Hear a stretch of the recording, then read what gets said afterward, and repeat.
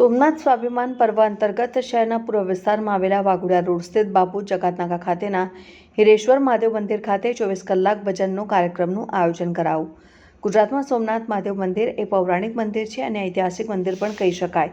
સોમનાથ મંદિરનો ઇતિહાસ ઋગ્વેદમાંથી શરૂ થાય છે અને આ મંદિરનું નિર્માણ 2જી સદીમાં થયું હતું। દંતકથા અનુસાર સોમનાથ મંદિરનું નિર્માણ દેવરાજોએ કર્યું હતું અને રાવણે ચાંદીનું, શ્રી કૃષ્ણે ચંદનનું અને ભગવાને સોનાનું મંદિર બનાવ્યું હોવાનું કહેવાય છે।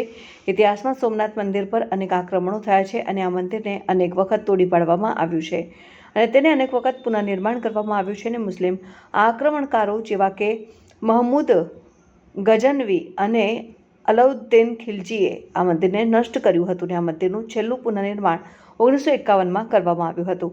આ મંદિર ચાલુક્ય શૈલીમાં બનાવેલું છે।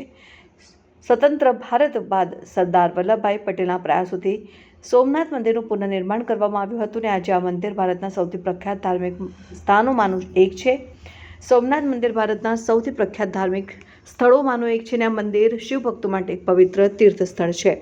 અહીં ભક્તો દૂર દૂરથી આવીને ભગવાન શિવની પૂજા અર્ચના કરે છે અને આ મંદિર ભારતના ઇતિહાસનું એક મહત્વનું પ્રતીક છે અને આ મંદિર ભારતીય સંસ્કૃતિની સમૃદ્ધિનું પ્રતિનિધિત્વ કરે છે। ત્યારે રાજ્ય સરકાર દ્વારા સોમનાથ સ્વાભિમાન પર્વની ઉજવણી કરવામાં આવી રહી છે, જેમાં દેશના વડાપ્રધાન નરેન્દ્ર મોદી ગુજરાતના સોમનાથ ખાતે પધાર્યા છે અને શહેરના વિવિધ શિવાલયોમાં પણ સોમનાથ સ્વાભિમાન પર્વની ઉજવણી અંતર્ગત વિવિધ કાર્યક્રમોનું આયોજન કરવામાં આવ્યું છે।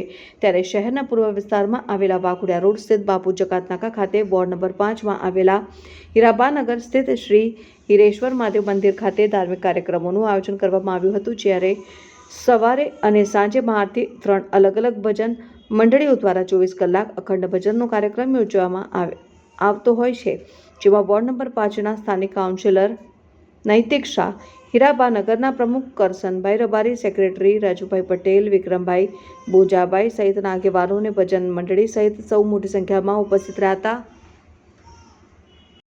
આદરણીય વડાપ્રધાન માનનીય નરેન્દ્ર મોદી સાહેબ આજે ગુજરાત ખાતે મુલાકાતે છે।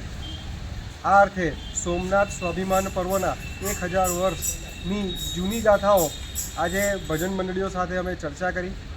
અમારું આજે સ્થળ છે એ હીરાબાનગર હિરેશ્વર મહાદેવના પટાંગણમાં 3 ભજન મંડળીઓ વારાફરતી અહીંયા ભજન કરશે। 24 કલાક ભજન થવાના છે।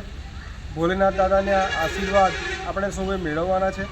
આ પ્રસંગે અમારા સ્થાનિક કાર્યકર્તા કરસનભાઈ, રાજુભાઈ અને એમની આખી ટીમ હીરાબાનગરના સર્વે નગરજનો 3 ટુકડે આવીને વારાફરતી ભજન મંડળીમાં જોડાશે। 24 કલાકનો સંકલ્પ ભજન મંડળીનો અમે સૌએ લીધેલો છે। આ અતૂટ ભજન અમારે ત્યાં ચાલવાના છે। અર્થે જે સોમનાથ મંદિર ઉપર ઇતિહાસ ગવા છે કે વારે વારે જે હુમલાઓ થયા હતા વિધર્મીઓ અને અન્ય ધર્મો દ્વારા, આ હુમલાઓને મારે આજે યાદ કરીને ભવિષ્યમાં આવા હુમલા આપણી સંસ્કૃતિ પર ના દોરાય એ અર્થે આજે મહાદેવ દાદાની આજે પટાંગણમાં આજે પ્રાર્થના થશે। સૌ ભક્તોને મહાદેવ દાદા કૃપા વરસાવે એવી આરાધના સાથે હર હર મહાદેવ।